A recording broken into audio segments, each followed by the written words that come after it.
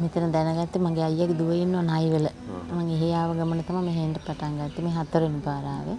උදෙන් මට හොඳයි මේ දුර පේන්නේ නැතුව එහෙම තිබුණා. දැන් දුරත් පේනවා මේ මිනිස්සු අඳුරන්නේ වෙනදට. දැන් ඒකත් හරි. දැන් ටිකක් තිබුණට වැඩිය ගොඩක් දුරට හොඳයි. මම ඉතින් හාමුදුරුවෝ මගේ මේ මොකක් හරි වාසනාවකට දැන් හාමුදුරුවෝ හම්බුනේ ඇත්තටම මට දැන් ගොඩක් සුවයි. මට මේ හොස්පිටල් එකෙන් කිව්වා ඇහැ ඔපරේෂන් කරන්න ඕන කියලා. මම ඒකට කැමති වුණේ නැහැ.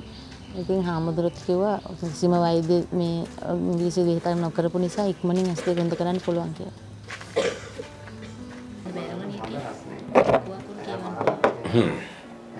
ඈත කෙනෙක් අඳුර ගැනීම හැකියාව. ඒක නම් තමයි.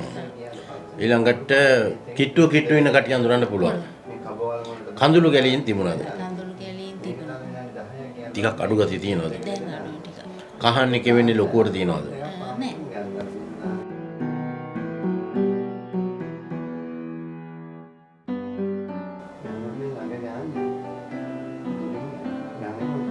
හොඳට කරන් දැන් ගොඩක් හොඳයි ඈ.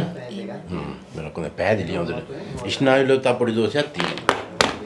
ඒ ටික හරියයි කරගෙන යනකොට. වඩ මේ බේත් එක හොඳයි. අපි ලබන සැරේ මේ වෙනස් කරමු. මේ සැරේත් මේකම දෙන්න. ලබන සැරේ ඔක්කොම වෙනස් කරනවා ඈ.